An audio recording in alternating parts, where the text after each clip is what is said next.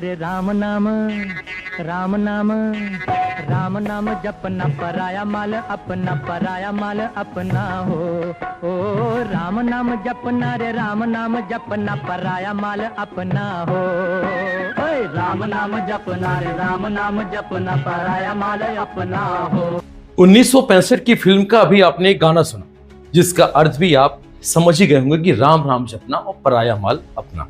बस इसी तर्ज पर अब बुढ़ार और धनपुरी में जीनस फाइनेंशियल सर्विसेज के संचालक सरोज यादव, सुखनंदन यादव और मुकेश यादव ने अजगर की तरह अपना मुंह खोल कर रखा हुआ है और आम नागरिकों की गाढ़ी कमाई सीधे निगल रहे हैं। यह कोई छोटा मामला नहीं है साहब।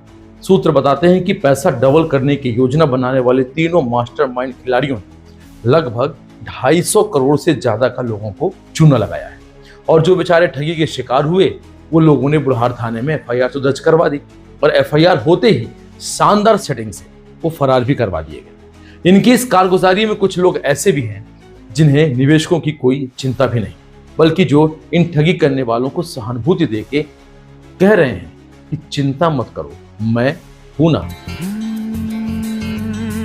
किसका है ये तुमको इंतजार में हूं ना, देख लो इधर तो एक बार मैं हूं ना। किसका है ये तुमको इंतजार में हूं ना। आपने टीवी और मोबाइल पर हमेशा विज्ञापन तो देखा हो जिसमें यह बताया जाता है कि आप अपनी जमा पूंजी कहीं निवेश करने से पूर्व पूरी सतर्कता बरतें, सावधान रहें, पड़ताल करें और मोटे मुनाफे के लालच में बिल्कुल भी ना फंसें।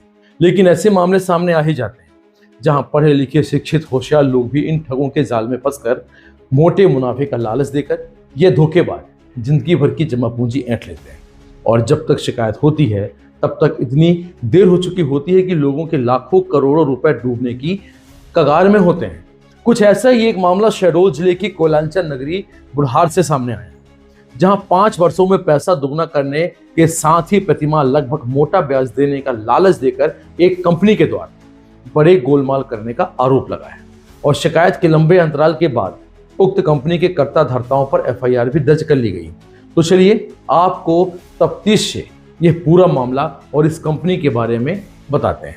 मामला बुढ़ार क्षेत्र में संचालित GNS financial service private limited नामक कंपनी का है, जिसके खिलाफ पुलिस ने एफआईआर दर्ज कर ली है। आरोप है कि कंपनी ने लोगों को मोटे मुनाफे और रकम दोगुनी होने का सपना दिखाकर करोड़ों रुपए निवेश कराए। भाई सपने तो सपने हैं, लेकिन अब निवेशक अपनी ही जमा पूंजी वापस पाने के लिए दर दर की ठोकरें खा रहे हैं। दरअसल कोयलांचल क्षेत्र की बुढ़ार में बैंक ऑफ बड़ौदा के बगल में संचालित GNS financial service private limited पर लंबे समय से निवेशकों के करोड़ों रुपए फंसाने के आरोप लग रहे हैं। पीड़ितों का कहना है कि कंपनी के एजेंट गांव-गांव में घूमते हैं, लोगों को सुरक्षित निवेश, हर महीने तय ब्याज और भविष्य में रकम दोगुनी होने के बड़े बड़े सपने दिखाए जाते हैं। बताया जाता है कि कंपनी एजेंट लोगों को भरोसा दिलाते हैं कि उनका पैसा प्रतिष्ठित वित्तीय संस्थानों और शेयर बाजार में निवेश किया जाएगा, जिससे उन्हें हर माह बेहतर रिटर्न मिलेगा। इसी भरोसे में कई लोगों ने अपने जीवन भर की जमा पूंजी, रिटायरमेंट का फंड और मेहनत की कमाई कंपनी में लगा दी। निवेशकों का आरोप है कि शुरुआत में कुछ महीनों तक नियमित भुगतान कर लोगों का भरोसा जीता गया, लेकिन बाद में अचानक ब्याज और भुगतान बंद हो गया। जब निवेशकों ने अपनी रकम वापस मांगी तो उन्हें टाल मटोल का जवाब मिलने लगे। इतना ही नहीं, कुछ निवेशकों ने सवाल पूछने पर दबाव और डराने जैसी स्थिति बनाने का भी आरोप लगाया गया। मामले ने जब यह तूल पकड़ा तो बुढ़ार थाने में हुई शिकायतों को पुलिस ने जांच शुरू कर दी।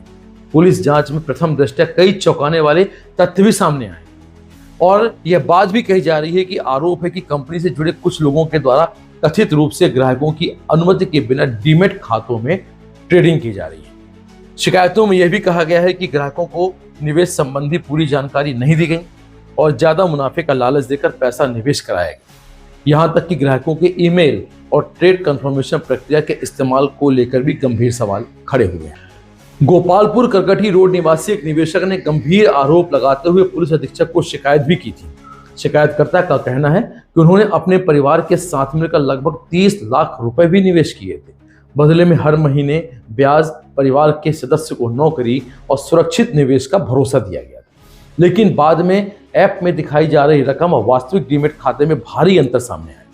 शिकायतकर्ता ने बिना अनुमति शेयरों की खरीदी बिक्री और अत्यधिक ब्रोकरेज कटौती के आरोप भी लगाए हैं। अब इस मामले में एफआईआर दर्ज होने के बाद सैकड़ों और निवेशकों के सामने आने की संभावना है।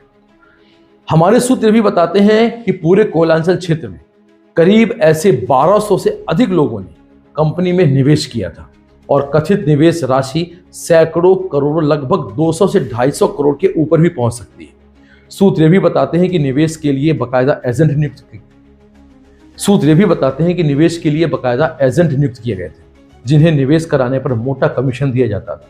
पुलिस ने जांच के आधार पर सुखनंदन यादव, मुकेश यादव, सरोज यादव, विजय पाल और मोहम्मद असीम के खिलाफ मामला दर्ज कर विवेचना शुरू कर दी।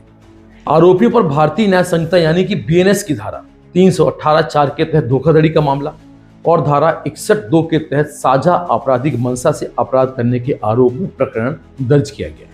वहीं इस एफआईआर के बाद जहां कंपनी के कार्यालय में ताला लटक रहा है, वहीं कंपनी के तमाम कर्ता धर्ता सामने नहीं आ रहे हैं।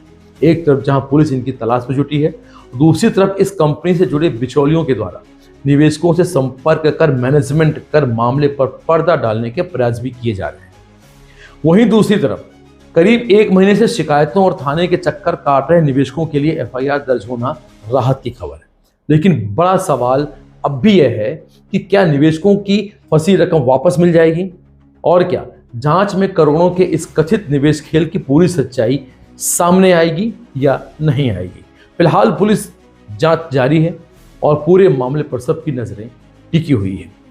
परंतु आपको हम बता देना चाहते हैं कि हमारे सूत्र भी बताते हैं कि सुखनंदन यादव जैसे लोग बिरसिंहपुर पाली में भी इसी प्रकार के कारनामे को कर बुढ़ार और धनपुरी की भोली भाली जनता को, आम नागरिकों को, उनके जीवन भर की गाढ़ी कमाई को निगलने का प्रयास किया जा रहा है। इसके पूर्व भी लगभग 2 साल पहले भी जेएनएस फाइनेंस लिमिटेड अन्य किसी नाम से संचालित थी, उसके तहत भी करोड़ों का लेन देन हुआ। बिचौलियों ने जमकर पैसा कमाया और अपने आप को संगठित करके इस बात को उनके सामने दृष्टिया रखा कि हम सब संभाल लेंगे, और लास्ट में उन्होंने ये भी कहा कि मैं हूं ना।